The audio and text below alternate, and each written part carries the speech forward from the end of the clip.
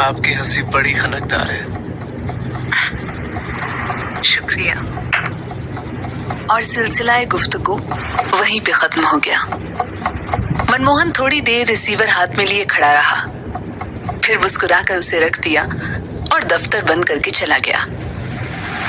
दूसरे रोज सुबह 8 बजे जबकि मनमोहन दफ्तर के बड़े मेज पर सो रहा था, टेलीफोन की घंटी बजना शुरू हुई। जमाइयां लेते हुए उसने रिसीवर उठाया।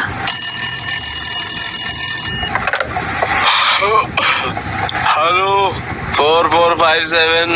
आदाब अर्ज मनमोहन साहब। आदाब अर्ज। ओह आप। आदाब अर्ज भाई, आदाब अर्ज। हम गालिबन सो रहे थे। जी हाँ, यहाँ आकर मेरी आदत कुछ बिगड़ सी गई है। वापस फुटपाथ पर गया तो बड़ी मुसीबत हो जाएगी। क्यों? भाई क्योंकि वहाँ सुबह 5 बजे से पहले जो उठना पड़ता है। एक बात बताइए, कल आपने एकदम टेलीफोन क्यों बंद कर दिया था? आपने मेरी हंसी की तारीफ क्यों की थी? लो साहब, ये तो बड़ी अजीब बात कह दी आपने। भाई जब कोई चीज इतनी खूबसूरत है तो उसकी तारीफ नहीं करनी चाहिए क्या? बिल्कुल नहीं। भाई ये शर्त आप मुझ पर लागू नहीं कर सकती। मैंने आज तक अपने ऊपर कोई भी शर्त लागू नहीं होने दी। आप हंसेंगी तो तारीफ तो मैं जरूर करूंगा। मैं टेलीफोन बंद कर दूंगी। बड़े शौक से? आपको मेरी नाराजगी का कोई ख्याल नहीं? मैं सबसे पहले अपने आप को नाराज नहीं करना चाहता। अगर मैं आपकी हंसी की तारीफ ना करूं तो मेरी पसंद पर लोग उंगलियां उठाने लगेंगे। ये पसंद मुझे बहुत अजीज है। हाँ, वहाँ पे रख दो उसको।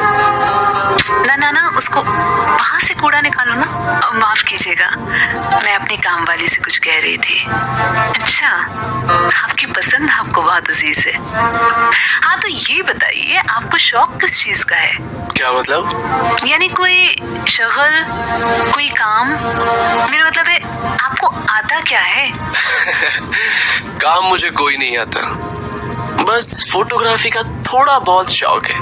अरे वाह, ये तो बहुत अच्छा शौक है। इसकी अच्छाई या बुराई का मैंने कभी नहीं सोचा। कैमरा तो आपके पास बहुत अच्छा होगा। मेरे पास कोई कैमरा नहीं है, दोस्त से मांगकर शौक पूरा कर लेता हूँ। अगर मैंने कभी कुछ कमाया तो एक कैमरा मेरी नजर में है, वो खरीदूंगा जरूर। कौन सा कैमरा? रिफ्लेक्स कैमरा है, मुझे बहुत पसंद है। मैं कुछ सोच रही थी। क्या? आपने मेरा नाम पूछा, ना टेलीफोन नंबर दरियाफ्त किया।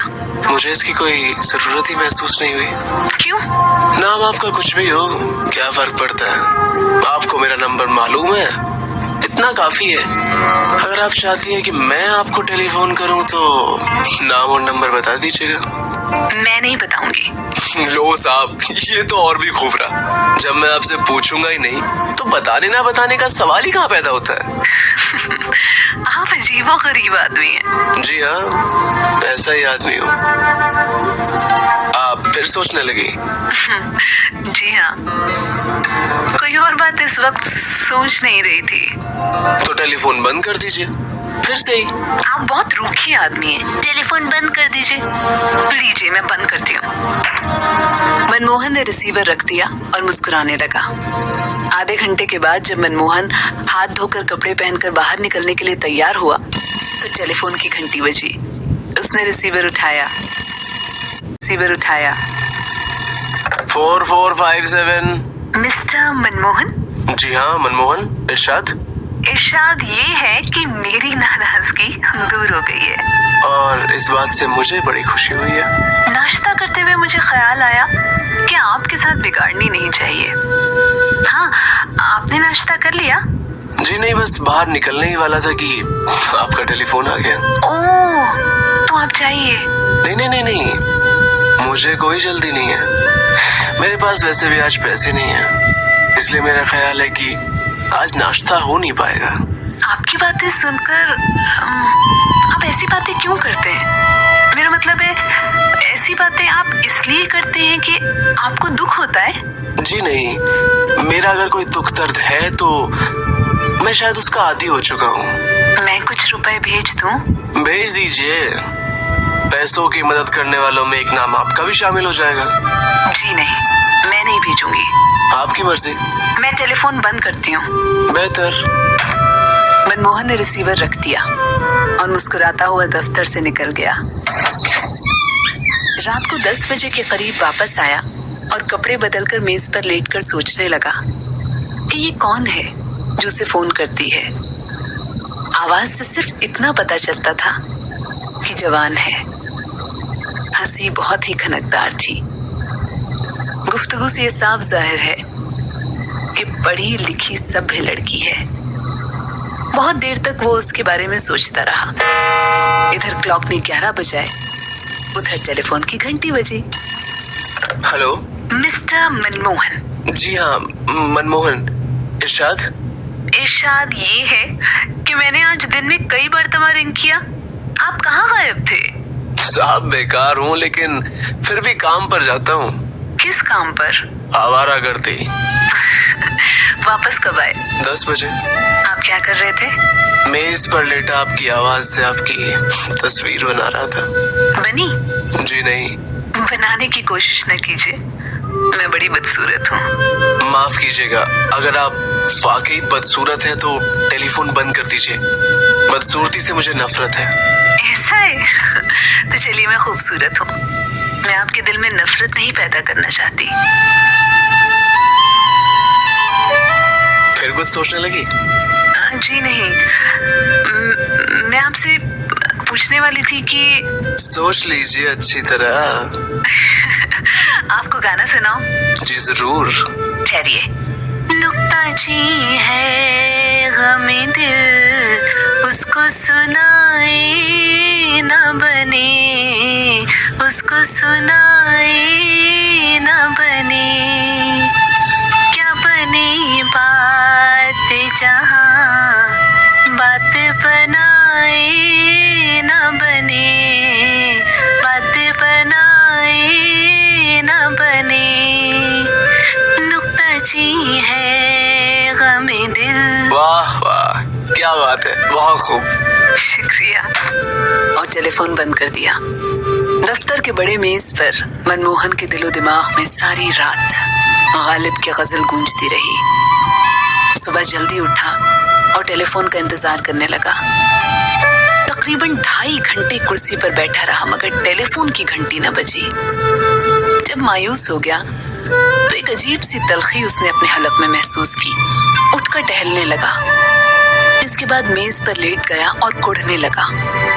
वही किताब जिसको वो तकरीबन 20 मर्तबा पढ़ चुका था, उठाई और पन्ने पलटने शुरू कर दिए। यूं ही लेटे लेटे शाम हो गई। तकरीबन 7 बजे टेलीफोन की घंटी बजी।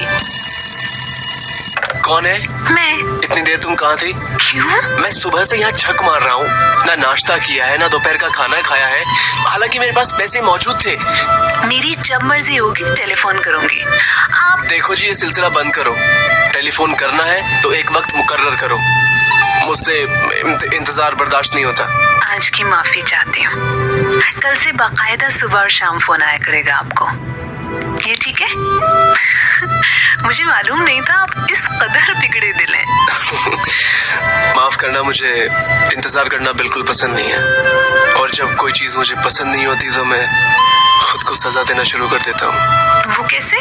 सुबह तुम्हारा टेलीफोन नहीं आया, चाहता तो मैं चला जाता, लेकिन दिन भर अंदर ही अंदर कुटता रहा।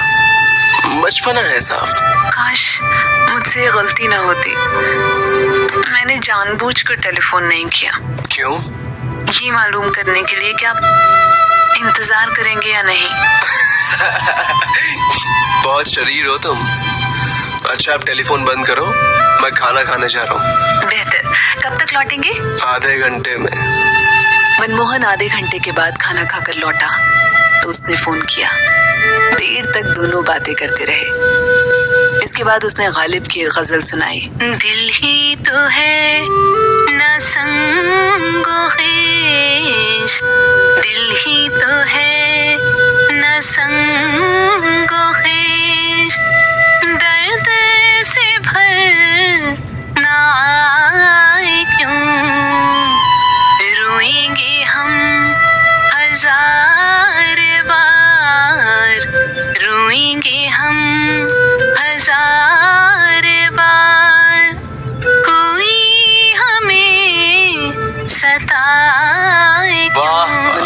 दिल से दाद दी। क्या बात है, बहुत खूब। फिर टेलीफोन का सिलसिला खत्म हो गया।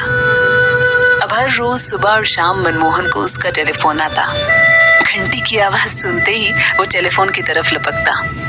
कई बार घंटों बातें जारी रहती। इस दौरान में मनमोहन ने उससे न टेलीफोन का नंबर पूछा न उसका नाम। शुरू में उसने उसकी आवाज की मदद से ख्यालों में उसकी तस्वीर बनानी चाहिए, मगर अब वो जैसे आवाज ही से संतुष्ट हो गया था।